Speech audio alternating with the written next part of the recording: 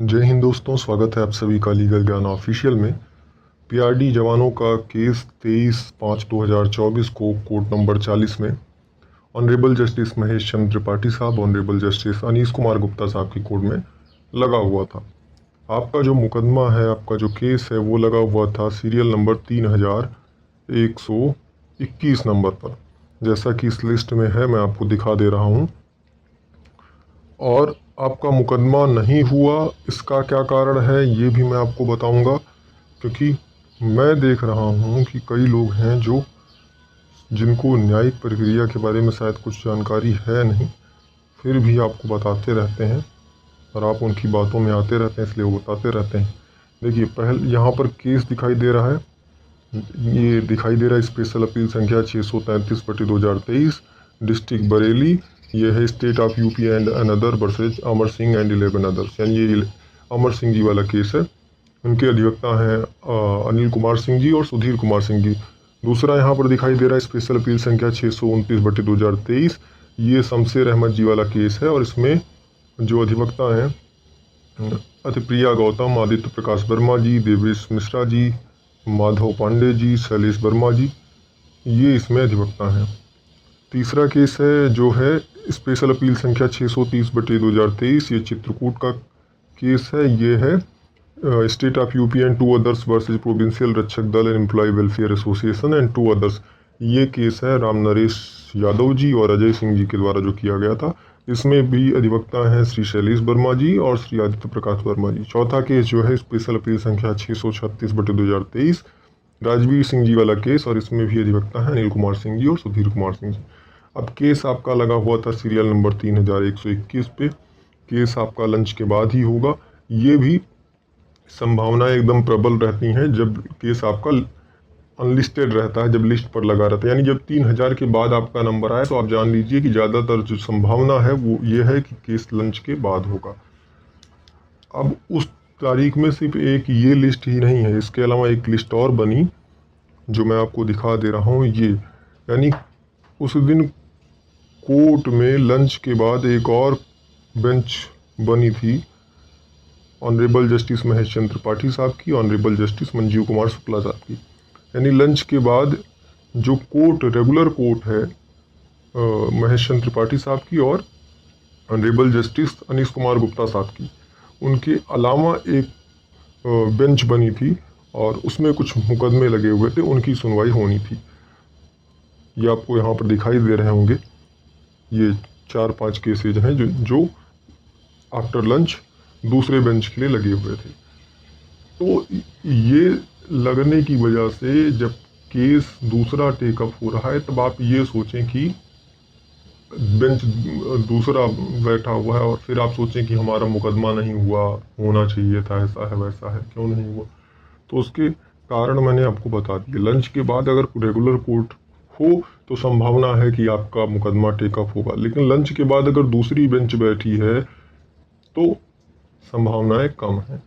या हो सकता है लंच के बाद अगर बेंच बैठी भी है और किसी मुकदमे में घंटे 2 घंटे का समय लग गया, तब भी अगर आप सोचें कि आपका केस टेकअप हो पाएगा तो नहीं। तो जब नहीं टेकअप हो पाएगा तो वो पास ओवर ही होगा। तो ये सब जो आपको ये चीज़ें बताते रहते हैं, बातें बताते रहते हैं, आज सुनवाई नहीं हो पाई, ऐसा हो गया वैसा हो गया, क्या हो गया, इन सबको कोई कोर्ट प्रक्रिया के बारे में, न्यायिक प्रक्रिया के बारे में 1% भी ज्ञान नहीं है। 1-2 चैनल हमारे निगाह में हैं, मैं नाम इसलिए नहीं ले रहा किसी को फेमस करने का या किसी का वो करने का मेरे कि मैं नाम लेकर कह रहा हूँ कि ये गलत बता रहे हैं, मेरा कोई उद्देश्य नहीं है। आप जान हैं, खुद जान हैं, कितने जानकार हैं। तो साफ साफ शब्दों में ये सुन लीजिए कि उस दिन 23 तारीख को आपका केस इसलिए नहीं हो पाया क्योंकि लंच के बाद रेगुलर बेंच नहीं था।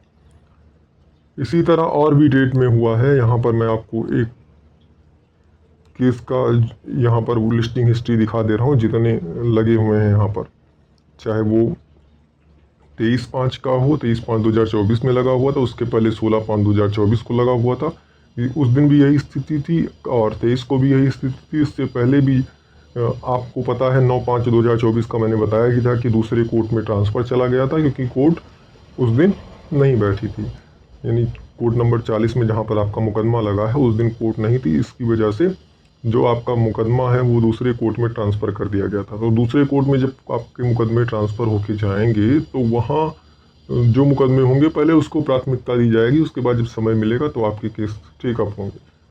तो ये स्थिति थी, इसकी वजह से पास ओवर हुआ था। तो ऐसे जिस दिन भी पास ओवर दिखाई दे रहा है उसका कुछ ना कुछ विशेष कारण है, और वो कारण सिर्फ वही जान सकता है जो उस दिन कोर्ट गया हुआ था। और जो कोर्ट गया हुआ था वो आपको अगर पैसे रुपए खर्च करके जा रहा तो वो जो बताएगा वो सही ही बताएगा, उसका कोई ऐसा इरादा तो है नहीं कि आपको भ्रमित करके रखेगा। और जो अधिवक्ता बता रहे हैं, अधिवक्ता महोदय आपके बता रहे हैं, वो भी सही बता रहे हैं। उसके अलावा कई बार कोशिश करता हूँ कि मैं जानकारी उपलब्ध करा पाऊँ, समय के अभाव में नहीं हो पाता है, बाद में 1-2 दिन लेट होता है या जैसे भी हो पाता है तो मैं कर रहा हूँ। तो ये जानते रहिए कि पास ओवर के कई कारण हैं। इन सब मूर्खों के चक्कर में बिल्कुल मत पड़िए जो आपको कई कई कारण बताते हैं जिनका कोई आप कह सकते हैं सही सोर्स नहीं है। कहाँ से उनको जानकारी मिली उनको खुद नहीं पता है, कि उनको जानकारी कहीं से मिली ही नहीं। वो अपने मन से ही तुक्का लगा कर क्या बोल रहे हैं, क्या बता रहे हैं।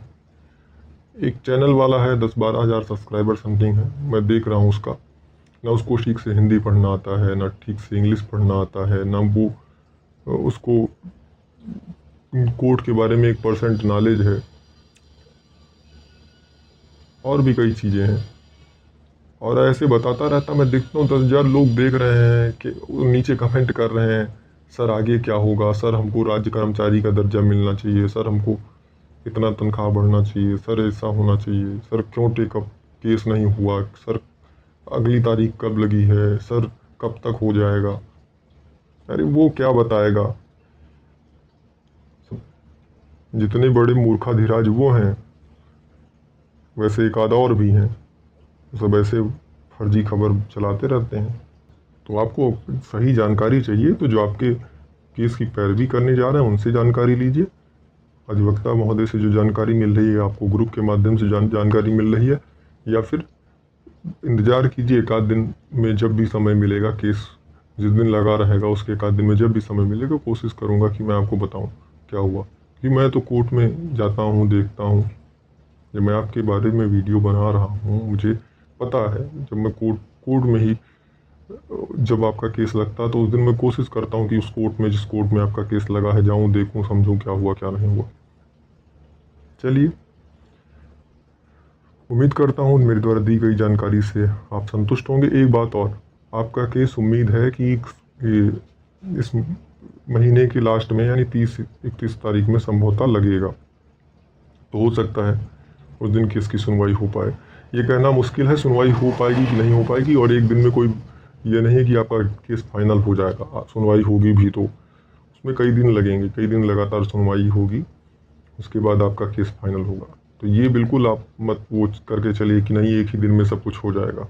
लेकिन जब भी होगा बेहतर आदेश होगा, ये पूर्ण भरोसा है, और इसके बारे में जानकारी कोशिश करूँगा कि आपको उपलब्ध करवाऊँ। जय हिंद, धन्यवाद।